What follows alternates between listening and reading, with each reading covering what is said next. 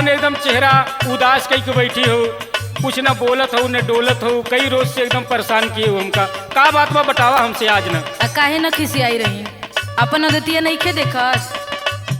हमार कौन गलती बा हे हमार रानी, बतावा न। तार बाबूजी कितना झूठ बोल बोल के बियाह क के लिए आई बड़ा, नहीं खे देखत? हम ना जानीला, ये हमार बाबू बताई सकत थी, हमका ना मालूम बा रानी। ना मालूम बा ना, तो ठीक बजाई सुनो। हाँ बोला। रुतबा दिखाया झूठ बातिया बतवला हमार बलमु, ए हमार बलमु, जिंदगी व्यर्था बनवला हमार बलमु, जिंदगी व्यर्था बनवला।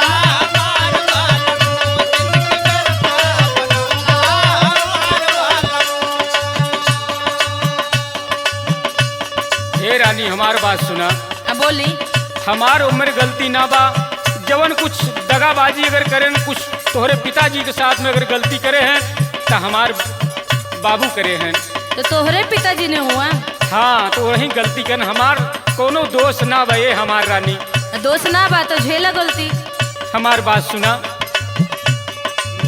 झूठ मूठ बतिया सब बाबू बताए हमार रानिया हो, हमार रानिया, हम न तोहका फसाए हमार रानिया। कौनो गारंटी ना बा। ना ना ना।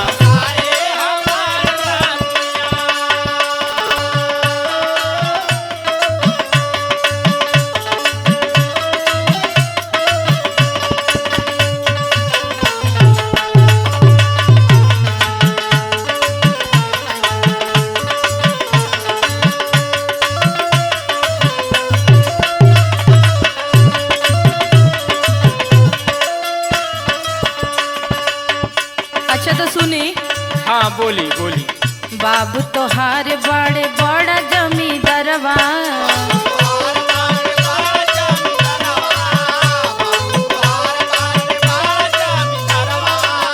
खाई के ठिकान नाही घर में ओहरवा।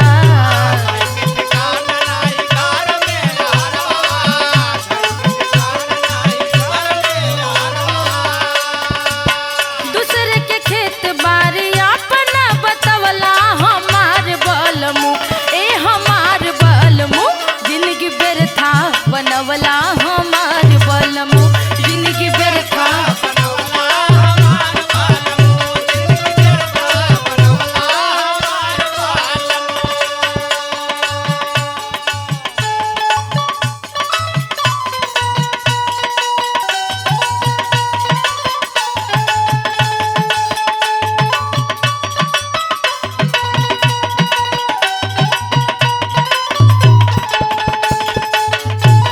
जियो जियो, बड़े सुभाष भैया सही हो।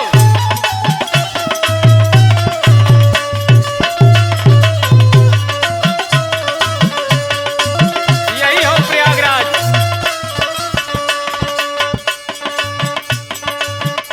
सुना हमार रानी, बोली।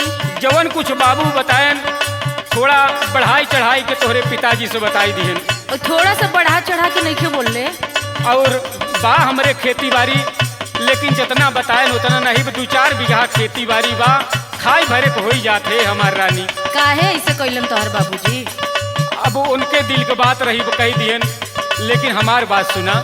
हाँ बोला। 2-4 बीघा हवई खेती बरिया,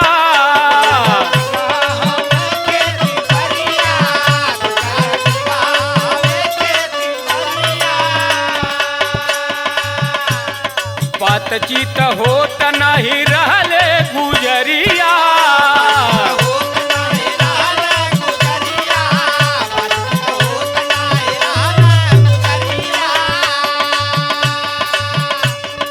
धोखवा से बाबू के तोहरे फसाए हमार रानिया हो, हमार रानिया, हम न तोहका फसाए हमार रानिया। कोनो गारंटी ना बा, तू मिलन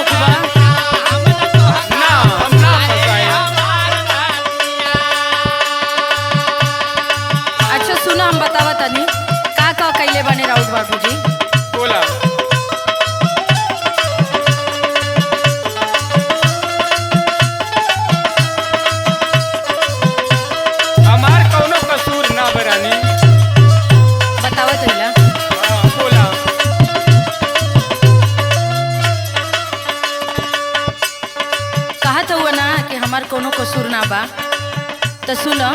हाँ बोला। 5 लाख नगद लिए सारा दहेजवा,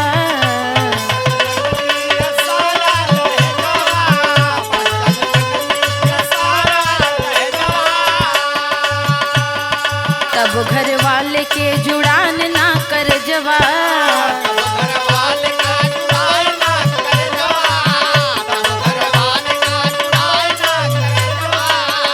सुना गौरी लाइन बा। बोला। पंचर के पैसा ना बुलट मांगवैला हमार बलमु, ए हमार बलमु, जिंदगी व्यर्था बनवला हमार बलमु।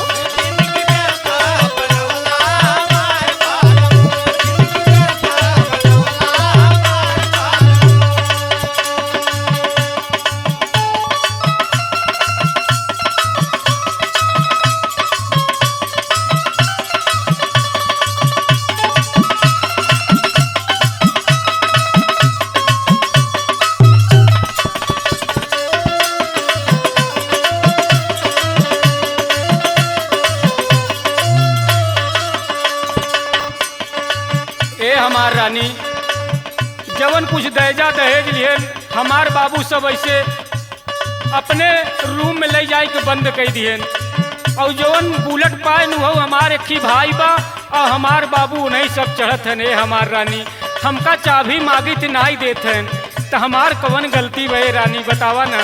बियाहवा करे से पहले सोचे के रहल ना, अरे समनवा के यूज करी। हमका ना मालूम रहा, हमार बाबू हमका खाली डांट के रखे हैं। ए हमार रानी सुना हमार बात। हाँ बोला। सारा दहेज लिए नगदी रुपैया,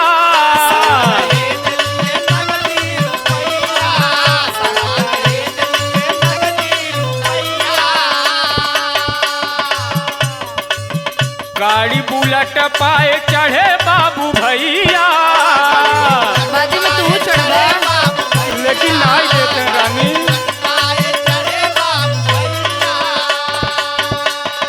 हम तवा बैठा का चढ़ाई न पाए हमार रानिया, हो हमार रानिया, हम न तोहका फसाए हमार रानिया, हम न तोहका फसाए।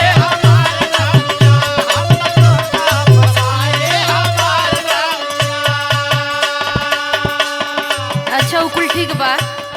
हाँ और बात मान लेते हैं, हाँ लेकिन हम आपन का बताई।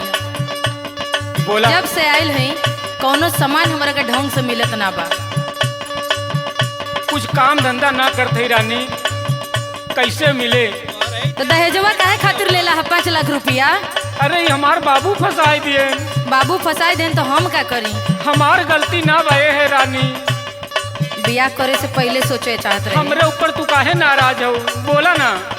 सुना। हाँ बोला। सौख सिंगार के ना पाई कुछ समनवा,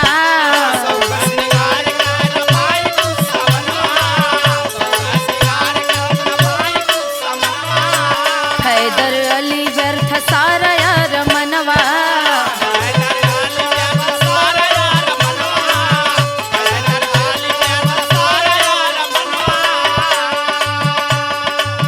खंजर सगीर धीर सुषमा के लाया हमार बलमु, ए हमार बलमु, जिंदगी व्यर्था बनवला हमार बलमु।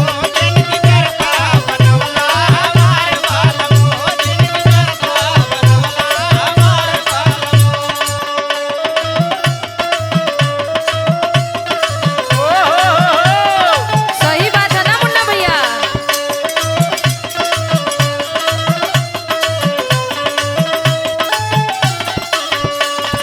रोज रोज तुम जो सनम ऐसा करोगे, रोज रोज तुम जो सनम ऐसा करोगे, हम जो रूठ जाएंगे तो हाथ मलोगे।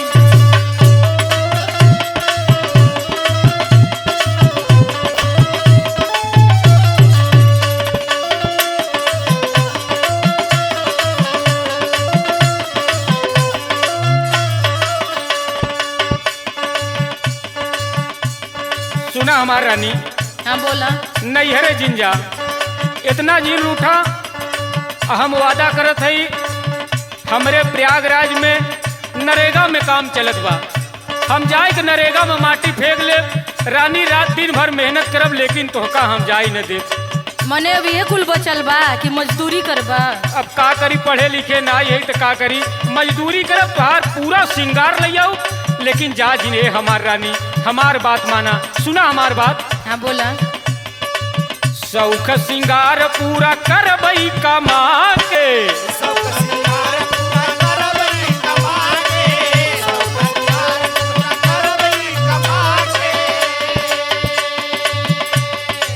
हैदरली जुगनू नोट जाके कमा के,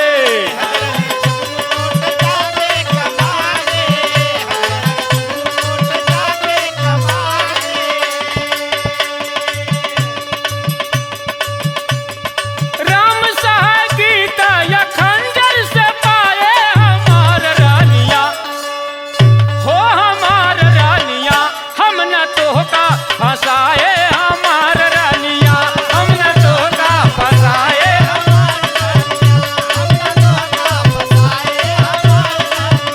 जिनके बिरथा बनवला हमार बोलमू, हम न तोहका फसाए हमार रानिया, जिनके बिरथा बनवला हमार बोलमू। हम न तोहका फसाए हमार रानिया। ना फसौले हवा तो कर प्रूफ दे दा तबे रुकब, ना तो हम जाता नहीं। नहीं नहीं, हम कमाई के तोहार पूरा श्रृंगार करब, जा जिने हमार रानी, हमरे खिया तू रहा।